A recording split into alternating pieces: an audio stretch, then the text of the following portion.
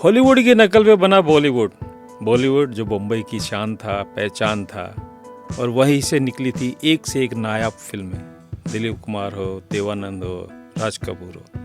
लेकिन आज हम बात करेंगे पहले सुपरस्टार राजेश खन्ना की। राजेश खन्ना जो एक टैलेंट हंट से सेलेक्ट होकर फिल्मों में आए। प्रारंभिक फिल्में कम चली, लेकिन उनका जो आत्मविश्वास था बहुत पक्का था। राजेश खन्ना जी ने हम काका के नाम से भी जानते हैं।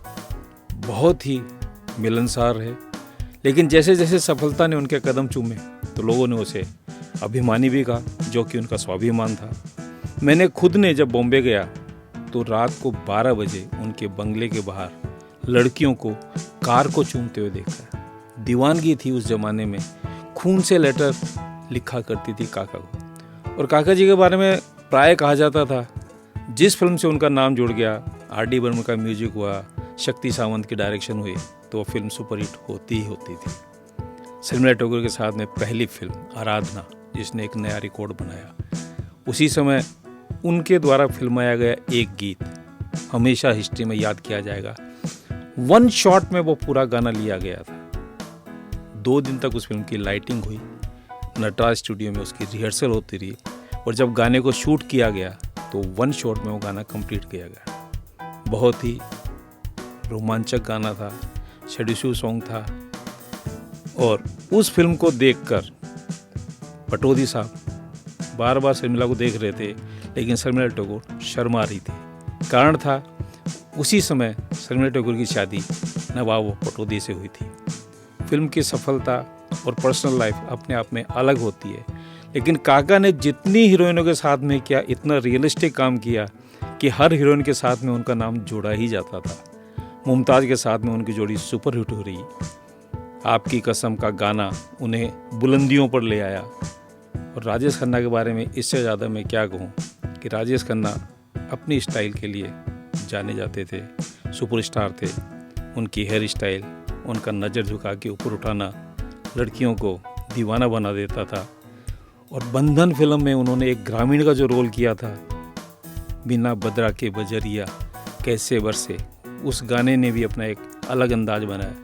नरेंद्र बेदी के साथ में उनका काम मोस्ट सक्सेसफुल रहा। मेरी उनसे जब मुलाकात हुई थी, उस समय महबूब स्टूडियो में बंडलबाज फिल्म की शूटिंग कर रहे थे। प्रेम शंकर टूडा जो मेरे प्रोड्यूसर थे, उनकी फिल्म खुशी का एक गाना महबूब स्टूडियो में रिकॉर्ड हो रहा था। हमने उन्हें इनवाइट किया क्योंकि हमारे डायरेक्टर ने उनके साथ में डाक फिल्म में काम किया हुआ था। उस समय वो असिस्टेंट हुआ करते थे। काका जी आके बैठे, गाने से इतने प्रभावित हुए कि बैठे रहे। नीचे से असिस्टेंट आते रहे, सर शॉर्टेज रेडी, मैं आता हूँ। लेकिन उन्होंने पूरा गाना रिकॉर्ड होते हुए देखा। रफ़ी साहब की आवाज़ और उनका जो माहौल बना, तो जैसे रिकॉर्ड कंप्लीट हुई तो काका जी बोलते, ये गाना मुझे दे दो, मेरी फिल्म में डालूँगा। मैंने कहा साहब, अगर गाना इतना अच्छा तो फिल्म भी अच्छी बनेगी। तो उन्होंने बोला कोई बात नहीं, अगली फिल्म में तो मुझे ले लेना, अभी मुझे एक गाना दे दो। हमने वो गाना सिर्फ 10,000 रुपये में रिकॉर्ड किया था।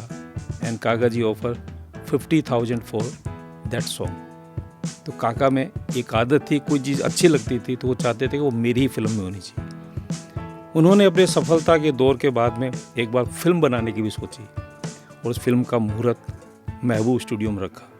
कमाल अमरोही साहब उसके डायरेक्टर थे, और बड़े बड़े बैनर लगे थे कि आज हर सड़क महबूब स्टूडियो की तरफ जाएगी, क्योंकि काका की फिल्म मजनून का मुहूर्त है। मजनून के मुहूर्त के समय जो वाक़या हुआ वो अपने आप में लाजवाब था। उन्होंने एक गाना रिकॉर्ड किया, उस गाने की भव्यता के साथ में शूटिंग की, क्योंकि कमाल अमरोही का वो कमबैक था। कहते हैं कि 50 लाख रुपए उस गाने के पिक्चरेशन के ऊपर खर्च किया गया। गाना एडिट हुआ, लेकिन आगे फिल्म बन ना सकी। जब भी काका को याद आता था, अरे वो मेरा 50 लाख वाला गाना तो लाओ। खार में उनका ऑफिस था, ऑफिस के अंदर प्राय गाना देखते थे। अपनी फिल्मों के ट्रायल देखने के लिए उन्होंने फिल्मालय स्टूडियो के अंदर अपना प्रीव्यू थिएटर बना रखा था। अपने आप में काका का जो अंदाज था वो रईसाना था। प्रोड्यूसर डायरेक्टर ना होते भी उनके अंदाज में एक स्टाइल थी जिसके सभी दीवाने थे। बात करूं उनके स्ट्रगल की तो प्राय शेवलेट गाड़ी के अंदर, ओपन गाड़ी के अंदर जाते थे, प्रोड्यूसर से शान से मिलकर आते थे और प्रोड्यूसर उनको साइन करने में अपनी शान समझता था कि मैंने काका को साइन कर लिया।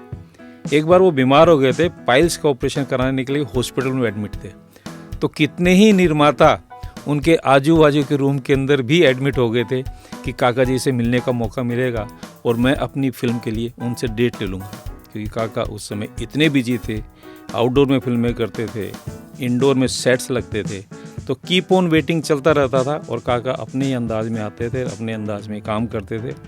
उनका स्टाइल हर दौर में याद किया जाता है और पहले सुपरस्टार के रूप में फिल्म इंडस्ट्री के राजेश खन्ना अजर हैं, अमर हैं, आज हम उन्हें मिस करते हैं। और ऐसी ही जानकारियों के लिए चैनल को सब्सक्राइब कीजिए। वाइडकास्ट आपके साथ था, है और सदा रहेगा। हमेशा ऐसी रोचक जानकारियाँ लेकर आएगा जिसे सुनना, देखना आप पसंद करेंगे। हम आपको सेट पर भी लेके चलेंगे, बम्बई की गलियों की भी सैर कराएंगे। Thank you.